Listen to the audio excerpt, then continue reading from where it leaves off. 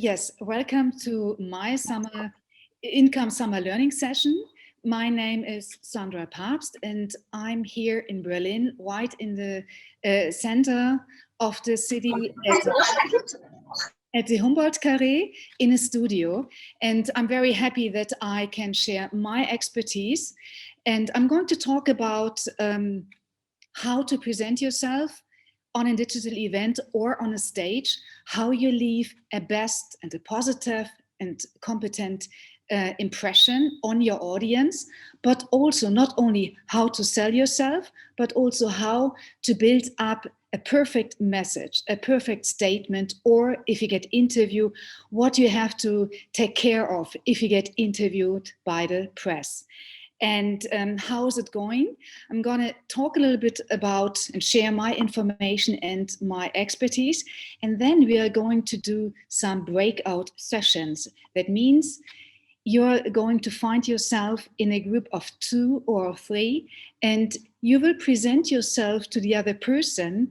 And then you will give each other a feedback on the setting and on the speaking, and you are doing it between yourself. And I would be very happy if you find at the end of your breakout sessions some volunteers, so that we can also have an example of you, how to do it good, or what is already good, or what you could change or do better.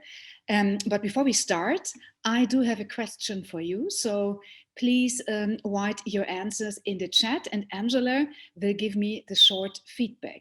So I would like to get to know if you know that you have to present at an event or at a digital event, or if you have to do a statement, or if you have to present in front of a webcam. What are your biggest fears? So what are you afraid of? And what is your biggest fear? Just think about it and please write it down in the chat so that Angela can give me a small feedback. So if you have to present online, or if you have to speak on an event and you're maybe in a green screen studio or there is a live stream, what is your biggest fear? So just write it in the chat, and it would be great if Angela then gives me a feedback.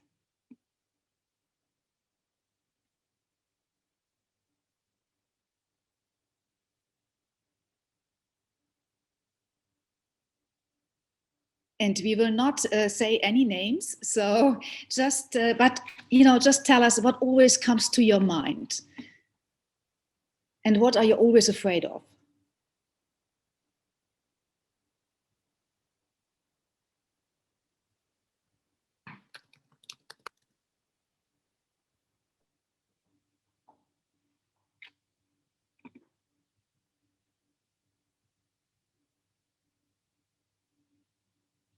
So Angela, what can you say, or how is our feedback? I will let you know what everybody is saying in the chat. Please continue as I'm speaking to type in the reasons what makes you nervous when you are about to speak. So we have technical problems, forgetting what I was going to say, Okay. being too nervous, not being clear messages, technical equipment, bad connection, technical equipment, getting no feedback from the audience. Anybody else? I think that's already fine, because you all mentioned points which everybody understands and which everybody feels.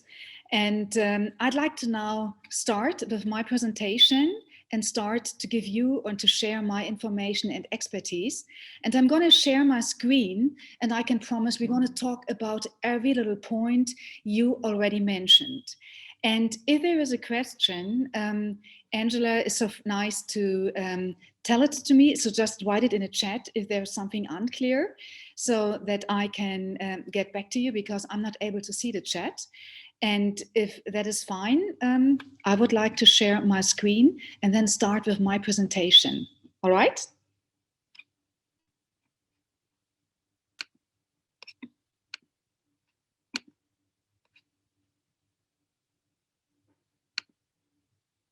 So, all right, I hope that you can all see it. So welcome again to our media communication training. And before we start, let me give you some facts about myself. I'm from Berlin, from Germany, and I studied law, went to School of Journalism, but also was a spokesperson for two ministers here in Germany. So, and I also prepared them for their press conferences, for interviews, but also for speaking on stage. And afterwards, I founded my own agency, Sandra Pabst Kommunikation, and I'm training a lot of people for their digital events, for their speeches. So I'm training executives, CEOs, but also teams. And if you want to get or find out more about myself, just check all the details here on the slide. And then I would like to start with the points we are talking today about. So first of all, we're going to speak about how to leave a positive and a competent impression on a digital event, and also what you have to consider if you need to prepare a statement or a speech or an interview. But before we start, that is one picture of the studio. I'm in here, and this picture already leads me to our first point, the question, why is it difficult or different if you have to speak on a digital event compared to a live event or face-to-face event? Well, many people of us are not used to speak in front of a camera because usually, we are not standing in the public eye, or we are just used to speak on a real stage.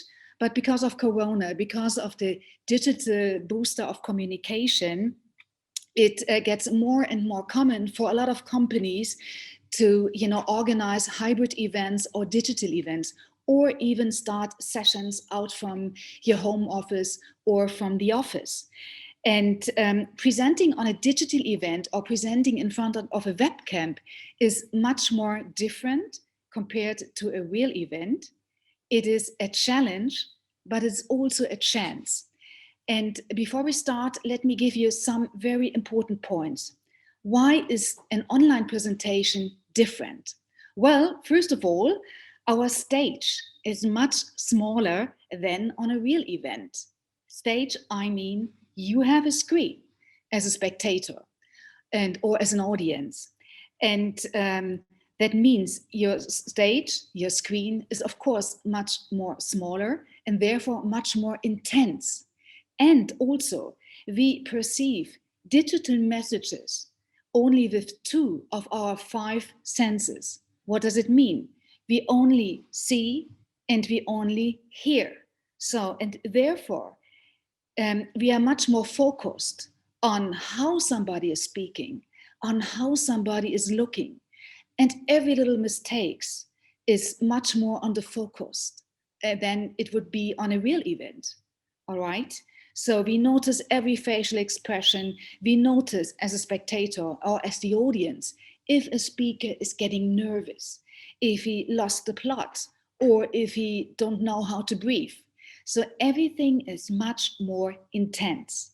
That's the spectator side. But also for us as a speaker, it is much more different because we are not used to get any feedback.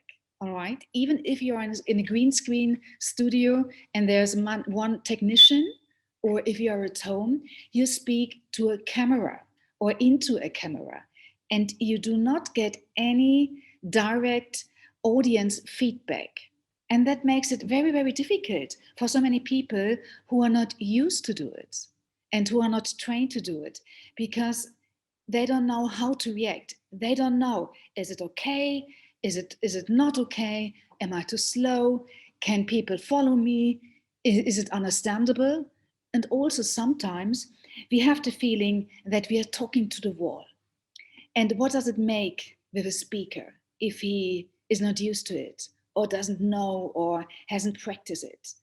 First of all, if you notice, sometimes the face of a person who is speaking, it's not living, because people are focusing so much on the content that they forget to use their eyes, to smile, or their body language. So it's very stare.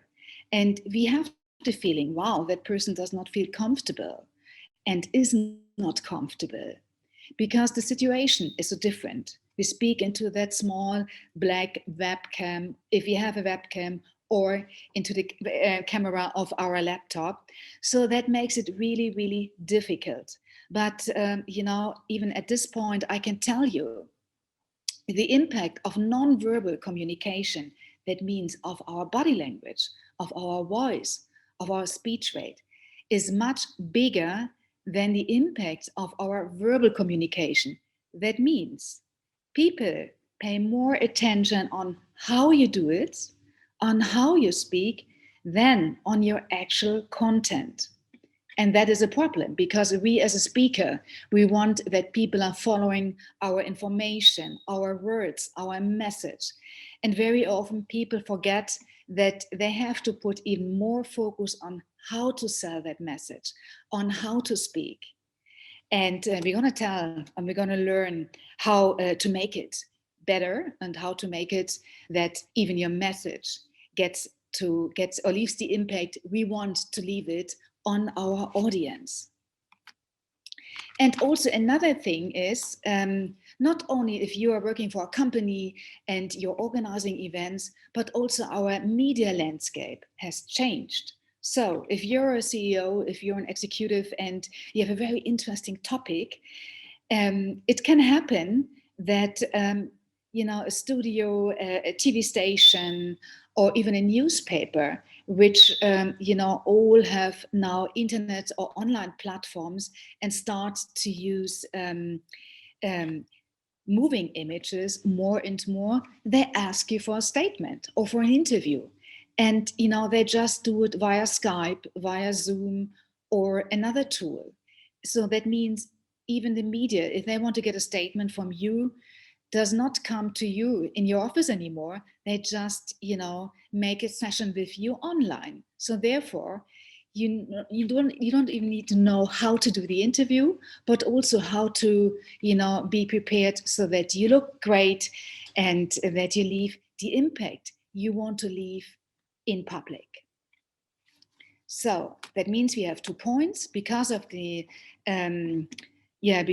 boost of digital communication and all the digital tools, but also as a result of the corona pandemic, digital events, working from home office, digital sessions will stay. So, and if you want to be successful, you need to know how to handle the situation and how to present yourself in the right light.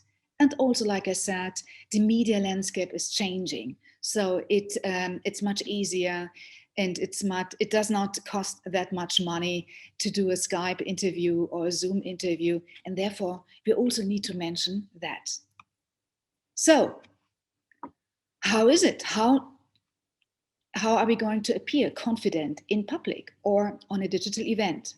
So if you start, first of all, with a pre-check. Of course, if you're in a studio, then you have a technique team doing it. But if you're in your office or in a home office, it's up to you. And besides checking the video and the audio quality and trying to have a stable internet connection, your background is really, really important. First of all, if you have a live background, like I'm having now, try to, take a background or choose a background in neutral colors, white or gray, something really neutral. Why is it? Because we want you to be in the focus. If you have a very living background or bookshelves in the background, what is happening? Everybody, it's very hard for the audience to listen to you because you have so many nice things in the back which take the attention away from you. And like I said, it's very hard. We just have a small screen. So it's very hard for the audience to stay concentrated and to follow you. So we need to make it as easy as possible for the audience to listen to you, to to listen to us and to follow us. So we need to avoid everything which takes away the attention from us as a person, from our face. So always try, to have no bookshelves in the background or pictures or so on, because what is happening? People will try to find out, okay, what kind of books are there? Who is in the picture?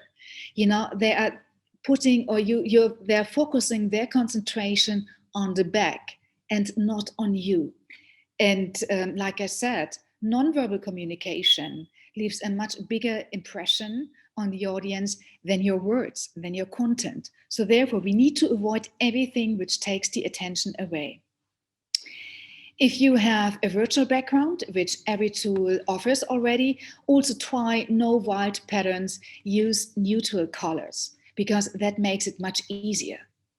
By the way, if you have problems with the internet connection, I can tell you already at this point, it can happen, but yes, it is nothing you can do, especially in the home office. If you're in a home office, don't worry, try to fix it then and continue, go on.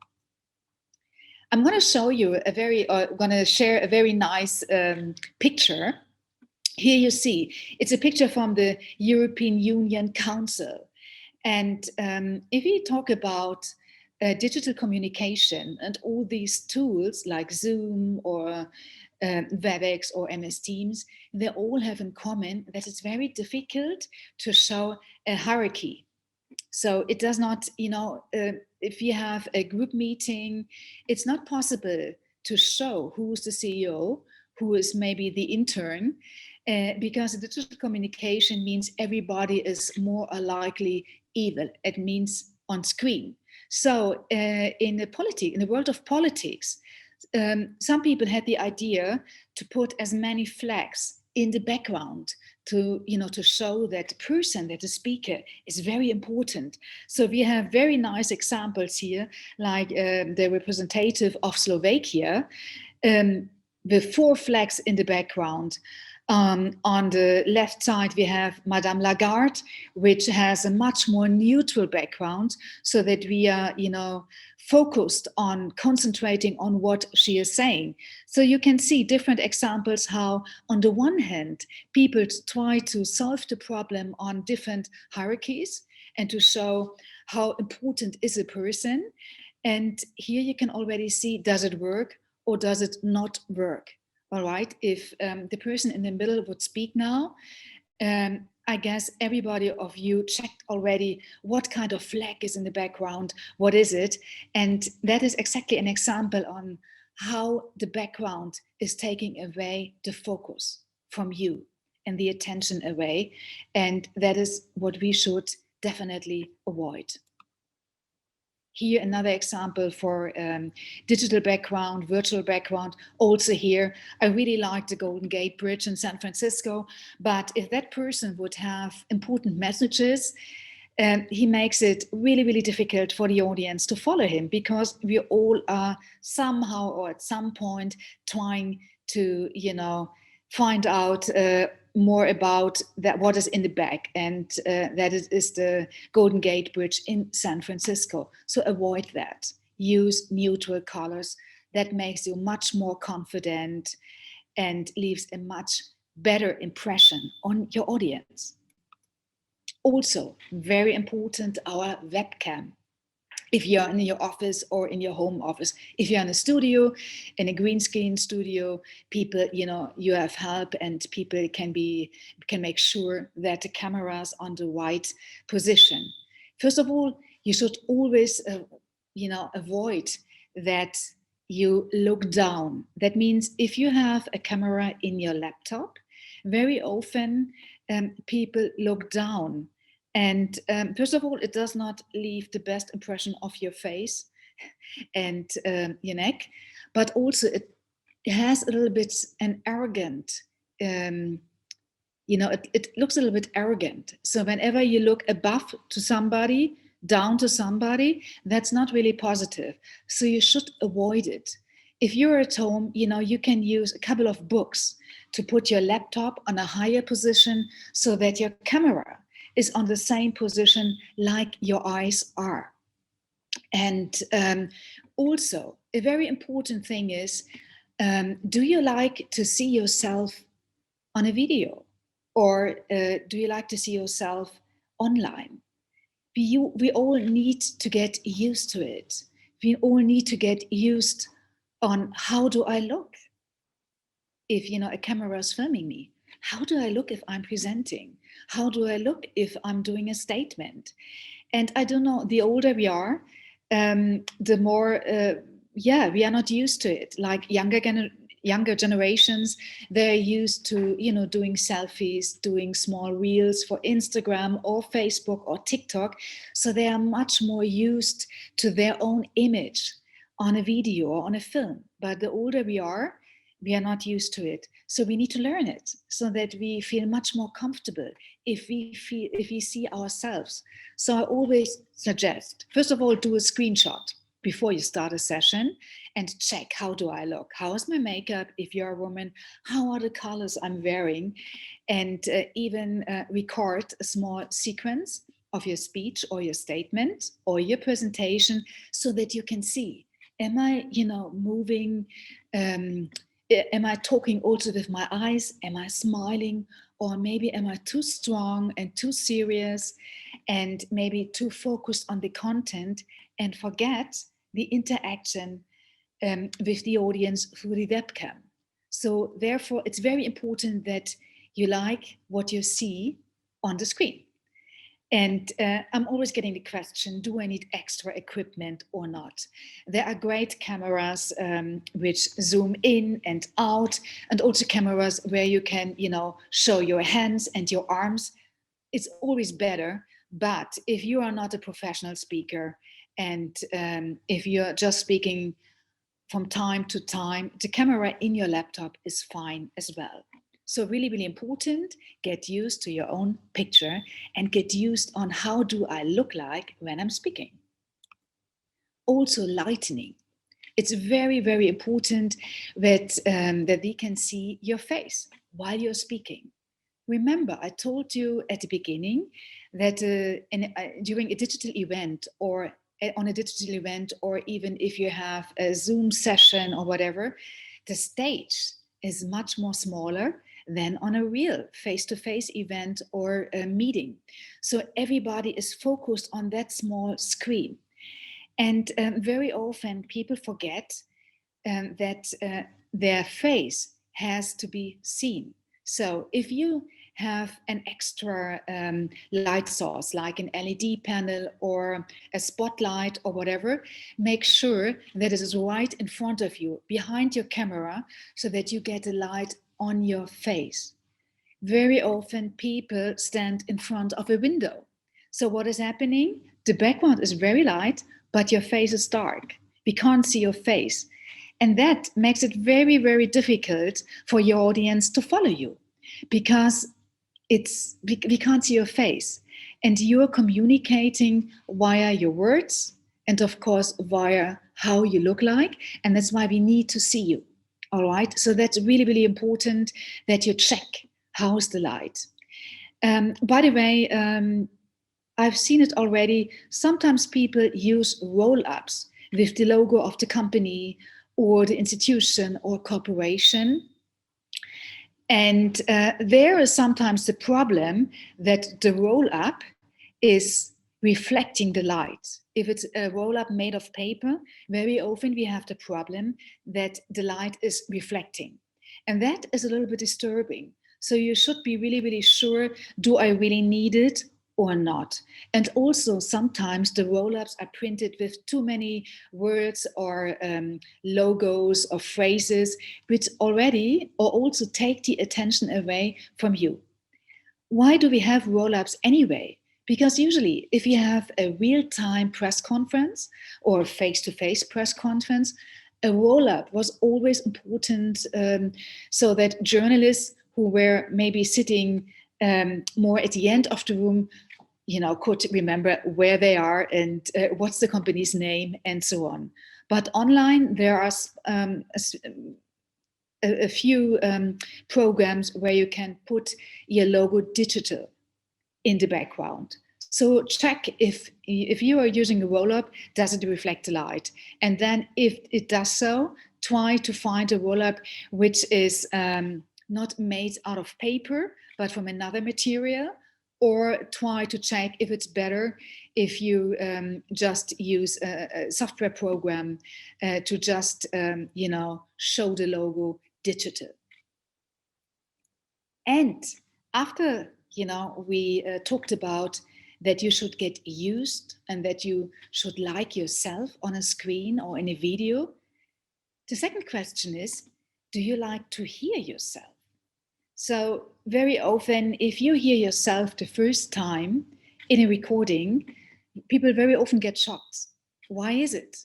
Because we hear ourselves different than other people or people in a room.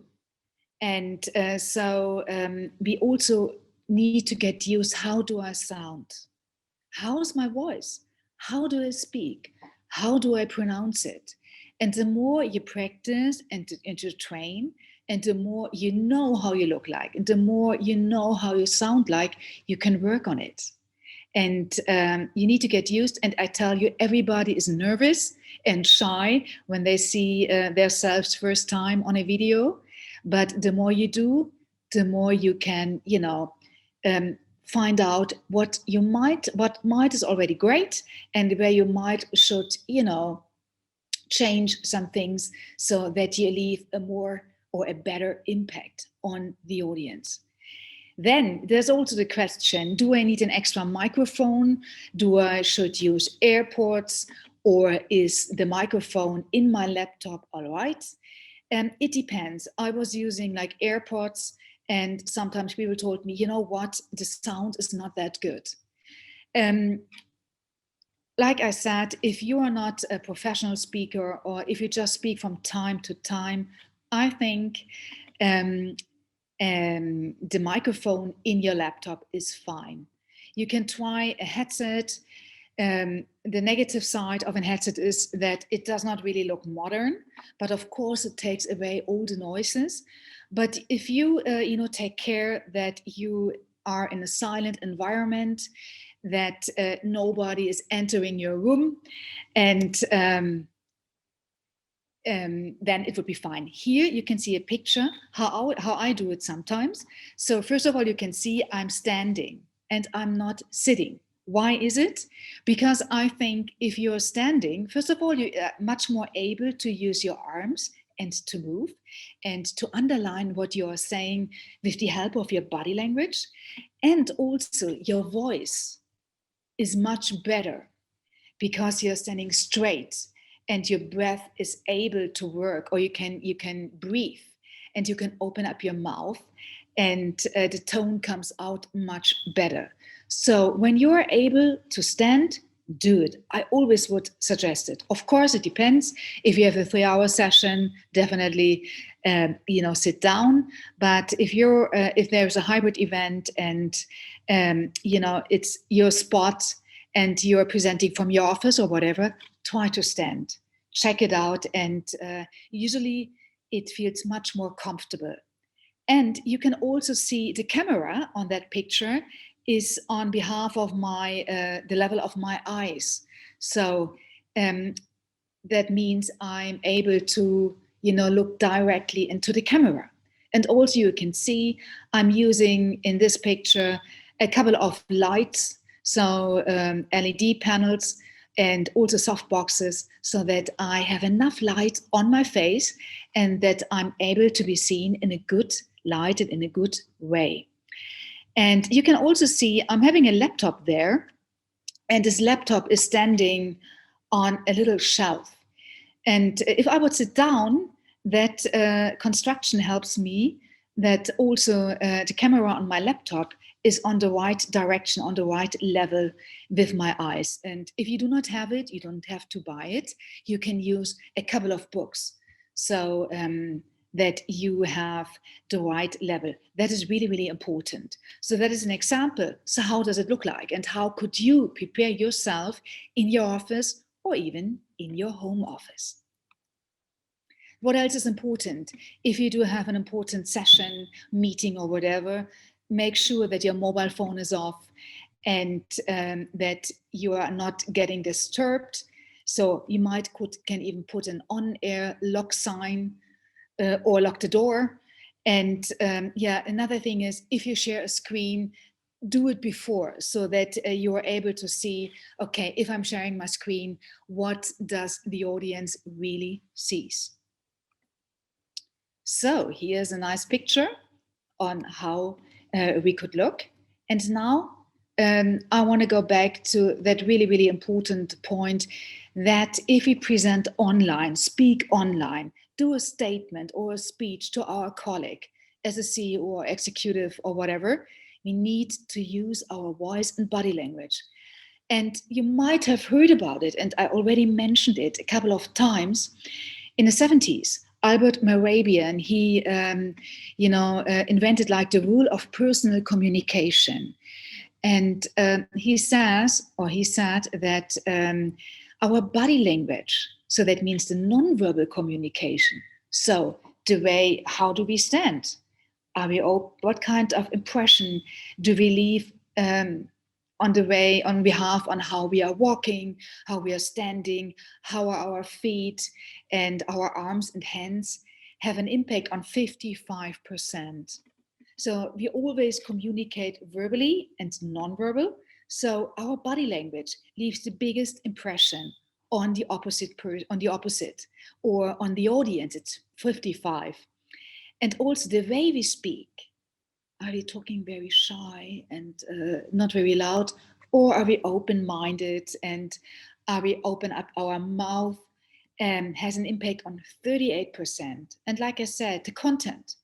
So that means the words, the content, the things which are most important for us as a speaker just have an impact on 7%. So what does it mean? You always have to keep that in mind, that especially on a digital event or if you present or do something digital, and because of that small screen, we have to put an enormous focus on how we present and how do we speak. If we smile, if we do pauses or not, because it's so difficult for the audience to follow our words. So how are we going to do it? First of all, I mentioned the posture, the position. If you can stand, I always would suggest you stand up. And do not sit, but stand, and always take your shoulders straight behind so that you have an open position, a strong position. Also, smile. Smiling is a very good tool to leave a positive and a very friendly impression on the other side. It helps you.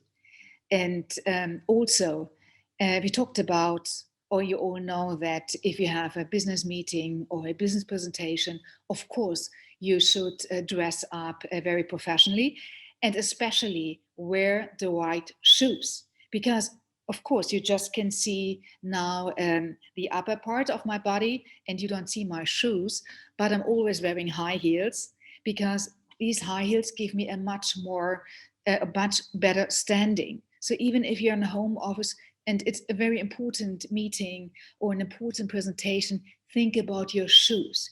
Get your professional shoes on and present really in your professional outfit, professional wardrobe. Also, that's really important. Whenever you speak, look into the camera and never forget that. And why is it so difficult? Because I'm sharing my screen, I can't see you, but you probably know we all want to be very polite. So we have learned if somebody is speaking, we look at this person.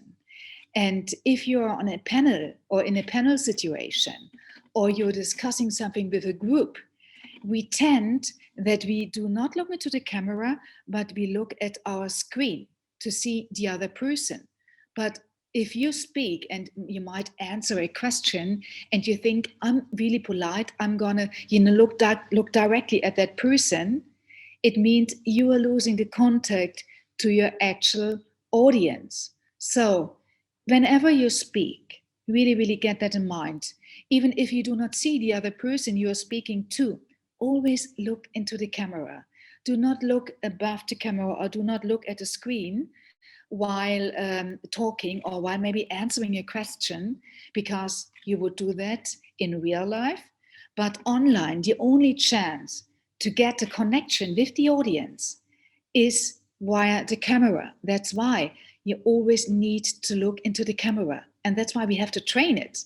All right. So you need to train. How is it if I'm seeing myself on a screen, or if I see myself or the other person from the panel on the screen?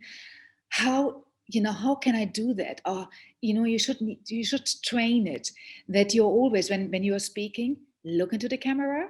And if maybe the other person is speaking, then you can look at the monitor. But whenever you have a message or a point to do, always look into the camera. Do not forget it. And of course, try to work with your mimic, with your face, with your eyes, with your mouth. Then speaking to the audience. When we are nervous, we tend to speak much faster. And sometimes people have, they talk like, let's say, like a machine gun. It's bam, bam, bam. What is the problem? The problem is that the slower we speak, the more we give the other person the chance to understand what we are saying. So whenever you have an important message to do, wait, make a pause, and then say what you want to say. So you should always, have a break before you start your most important sentences or most important messages. And if you have to look it up, always say it directly in the camera and wait. All right. So I'm training that with a lot of CEOs who have to do speeches and they have to talk for like 20 minutes or 15 minutes, that we learn or train how is it if you have the notes, when do I have to look up into the camera, then do I have to do an artificial pause so that my message is really heard by the audience. All right. So the more you slow down, the better it is actually. And the more pauses you make, especially before you start your important sentence, your important message, the better it is. And by the way, when you have problems talking into the camera because you have the feeling, I don't know, I'm just talking to a camera, a very good help is when you imagine somebody to whom you're explaining your topic, your subject, or your speech the first time. For instance, an older person, a person from your family who does not know the topic or the content. Because when we imagine a person like that, we automatically tend to speak much more slower and put the impact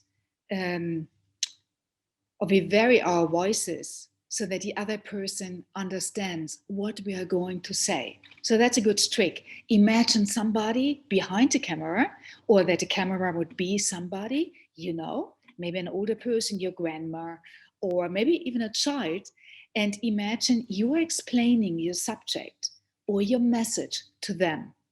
And of course, you want them to understand.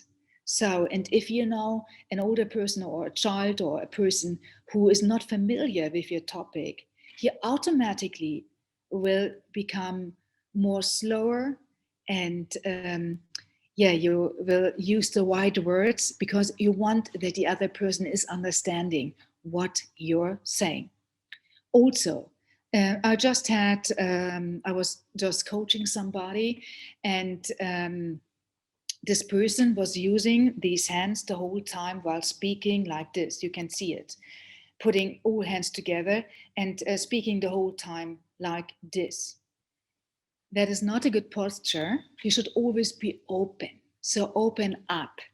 And if you, for instance, have to mention 3 points, use my first point, my second point, my third point. Every gesture you are doing, is a good help to get back the attention from your audience, all right? So if you're speaking and suddenly you say, our first new point is, and the second solution of our company, and my third point, people automatically will watch and, you get back the attention. So that is really, really useful. Also, sometimes people, especially at real events or face-to-face events, they have a pen in their hands. And if I would, have that pen in my hand and I'm speaking, where are you looking at? I guess you're not looking at my mouth or at my face. You're looking, what is she doing with her pen? So that's always a point. Try to avoid everything that seeks the attention from you. So put it away because you don't need it, and try to be open. And use your hands, use your arms, so that something is happening on the screen, and that people know, okay, I'm going to follow her because there's something going on, and I definitely want to find out what. So, are there some questions so far to that part on how to present? So that means the setting and how to behave in front of the camera. Are there any questions so far? I know it is a lot of stuff, but.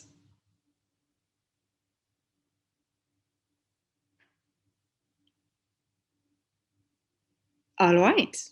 I think Una has a question. Una, if you have a question, will you unmute yourself and you can speak? Oh, yes, I have one question. And I don't know if the one key point you said about looking down is not, not polite to the audience. But normally, when we have some paper or some stuff, how can we avoid this kind of position? Thank you so much, Una, for that great question, because that is very common or very often during like meetings, business meetings and so on. Of course, you can't memorize everything. So, and you have maybe some notes, like for instance, I would have a card here. It is very important that you really, really think about what are the most important points. What is the most important fact? What is the most important number or statistic or your slogan or your suggestion, all right? So usually you talk a lot, but what you should do if you start reading something and then you say, so, Una, for us, the most important part is that we change our colors from black to white, for instance, all right? So always make sure that what is important for you, that you know, mark it, and then okay, I'm making a pause, and then I look into the camera and say that sentence. Because if you look down, if I would say, Una, the most important thing is that we change our colors from black to white or white to black, it does not have an impact because people do not feel that you're speaking to them. You know what I mean? So, but if you're saying, the most important point for us, for our company, is that we change the colors of our logo from black to white or red to yellow. I'm talking directly to you. The pen background to the reduce this distractions, miss. Okay, there is somebody speaking. But do you understand what I want to say? Yes, thank you so much for sharing. It's always like, mark the most important points, numbers, facts, statistics, or sentences, which really have the message. And then make a pause. And say them directly into the camera. The rest you can say, you can look down, but you always, the only connection you can do via camera is, or to your online audience or digital audiences, through the camera. We forget that, okay? And if you are looking down the whole time, it's very difficult for the other person to get connected with me. So therefore, I need to check. I need to look into the camera. Okay, thank you. You can train that, all right? So now we talked about how to do that.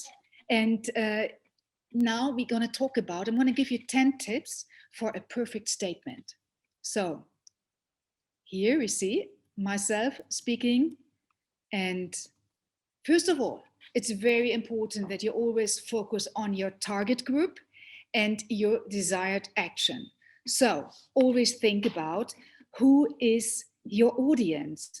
And if you prepare a speech, if you prepare a statement, you have a digital event with maybe 1,000 viewers online or whatever, and you need to speak or you need to present your company or your division or whatever, or a new product, a new service, whatever it is. And always think about who is my audience? Who is it? And what do they know already about my topic? Okay, because it makes a difference if there are only experts or if there are people, with very different background. So then you have to, can structure your statement and your message differently. And also, what is the desired action? To which insight do you want to leave your audience? Very often, people start structuring a speech or doing a speech or preparing a statement, and they just think about themselves. What do I want to leave? What kind of message do I want to leave to my audience? But the first step really is, who is my audience? And what do they expect? And to which insight or action do I want to, leave or lead them? All right. If you're a CEO and you have good news or maybe not so good news, you have to think, who's sitting there and how can I sell my message, my statement? So the first step is always, who is my audience? What do they know already about the topic? And what kind of action do I want to, or to which insight do I want to leave them or lead them? So then stick to your role. Also, if you are a part of a digital event, you have to decide or have to be very clear about your role. Are you the host? Are you an expert? Are you the CEO? So always, or are you the spokesperson who is speaking to the press? So always stick to your role and behave that way. Yes, you can see it here. Then prepare your statement and stay on to your message. And I'm going to show you a perfect structure, which you can really, I'm very sure you will not forget after today's session. We call it make your message tasty. Think about the burger principle. If you have a statement to do, think about the burger. What does it mean? First of all, you start with your message.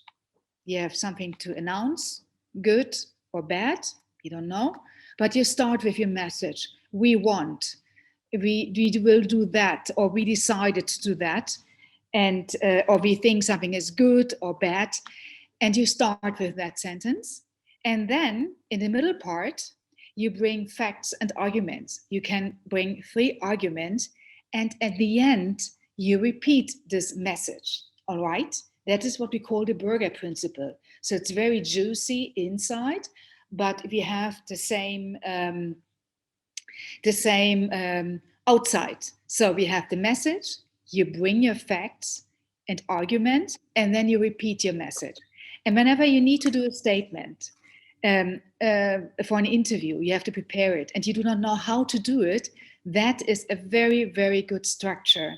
And if you focus on that, and if you decide, okay, let's say 5 sentences, you will always be on the right side, and it will help you a lot, because that's a very easy structure and it helps you.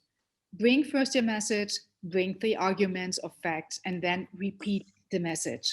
That helps a lot. Also, if you speak or if you present, I call it the KISS formula. Keep it short and simple. Especially online, okay, I'm gonna go back. The shorter your sentences are, the easier it is to understand. And make it easy, make your words easy. Very often, sometimes we are too intellectual, or we use too many technical terms or too many numbers, and it's very difficult to understand. Talk as easy as possible and keep it short. And when you are asked for an interview, or for a statement. Maybe a BBC or CNN is, asking Angela for a statement concerning the summer learning sessions. And they're going to bring a news, they will report in the news about it. You need to know how long should a statement then be. It's from 15 to 30 seconds. So that means your soundbite, we call it a soundbite, should not be longer than 30 seconds. That means, let's say, around 5 sentences. And if you know how to do your statement, if you think about the Berger principle, message, 3 arguments or facts, and then repeat the message, you are able to give a perfect soundbite within 30 seconds, and they can use it perfectly. Because in the news, how do they start? They introduce the topic. Usually it's like 15 seconds. Then they bring the first sound bite around 15 to 30 seconds. Then we have another information part and maybe another second sound bite. And then 1 minute 30 are over. And the news about INCON Summer Learning Sessions is over and a new topic arrives. So remember, then you have to speak to the media. It's a 30-second statement. You use the Berger principle, and then you're really, really good prepared. Also, whenever you speak online or on a digital event, try to use very strong keywords and repeat it. Okay, we also call it buzzwords or keywords. And people will remember that. They usually do not remember sentences, maybe just strong sentences like tear down this wall or yes we can. That's a short perfect soundbite, a short message, and if you repeat it all the time, people will memorize it. But during your speech, use really, really strong keywords like diversity, or peace, peace, peace, and make it as easy as possible for your audience to understand you and to follow you. Also, another good point or trick is if you're a CEO, executive, and unfortunately, you have to announce negative things, always end your statement positively, all right? Give somehow hope, and that leaves a better impact on the audience, especially if you have to announce something which directly affects your audience. And if it's negative, try to end somehow positively.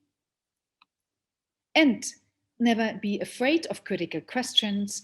It's always an opportunity to explain how you solved the problem or how your point of view is and how maybe a certain solution developed. And also very often have a confident mindset. You know, it's your statement, you're the host, and you know what to say. And of course, you are prepared. So, and before we start with our breakout session, let me just say, because we talked about the media and the change of media landscape, and that you might be in the situation that you have to do an interview via Skype or via Zoom. We have 2 types of interviews. And if you know that before, you can really perfectly prepare. On the one hand, we have the so-called friendly interview. And what is the structure? Usually the interviewer or the journalist is asking you an open question. So they are asking, Yuna, would you please explain what is the new product or the new service your company is introducing into the market? And it's always an open question. Would you please explain how does something change or what is it all about?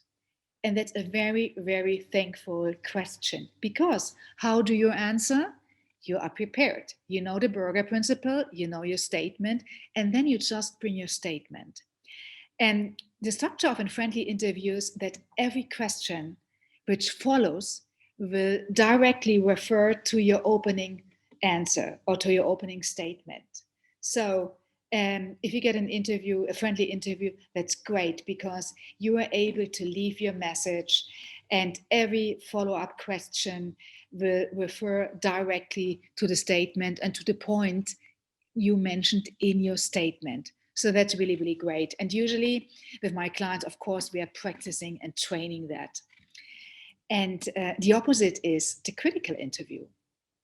And usually if you have like CNN or the BBC or maybe Bild in Germany, and they ask you, and you're a politician or you're a big company, usually the media wants to get the news, a story. So, and sometimes, you had maybe something negative to announce, and now you get interviewed. And in a negative or critical interview, or also aggressive interview, they always start to provoke you. Why did you? Do you think it's really right? Do you think the company is really caring for its workers? Why? Or because of deciding this and this and this? And so I always want you to justify yourself. That's the meaning. So it's always starting with a provocation. But what you should not do not never start justify yourself, but start with your statement. Always prepare a statement. Remember the Burger principle: message, key facts, repeat the message. And also the second question, they always try to, the characteristics of a critical interview is that they want you to justify yourself. And we all know, if you need to justify yourself, you already have lost. So that's why try to stick to your position, try to be calm and friendly. And usually the last question is also very personal. Can you still sleep peacefully, or can you look into the mirror every morning after that decision? So if you know what to expect, then you can prepare yourself, and then it's much easier. And also, oh my goodness, you have a digital event, and of course the media is on there, and you are the CEO, and you were doing your speech, and now you get questions, and somehow a journalist is asking you, and you are not prepared to that topic. That can happen all the time. So you can also ask back, what do you mean exactly? Or what exactly do you want to know? Or if you can't say because it's not ready for the public yet, you can say, I'm very sorry, I can't comment on this yet because we still have to wait for a certain report by the authorities, and then we will inform you. So that was quite a lot. And I'm going to stop sharing my screen. And I do know that was a lot of information, but let me repeat before we start to practice a little bit. When you think about how to present yourself, it's very important that you think about looking directly into the camera, smile, use your body and facial expression to underline your message. Of course, speak slow, and always say the most important things and the most important facts directly into the camera. Think about the setting of your background, and just, be confident, be full of energy, and enjoy it. And if you think about preparing a message or a statement, and you don't know how to do it, think about the burger principle. Make your message tasty. Message, facts, repeat the message. And we also talked about what kind of interviews there are. And thank you so much, Angela, for inviting me. I had so much fun. And I always like if the audience is international. And I'm always excited to listen to people from Germany, or like Katrin, or from China. And I think that's the great thing about digital communication and about tools like Zoom, that we can all get together for a session just with a click. So thank you very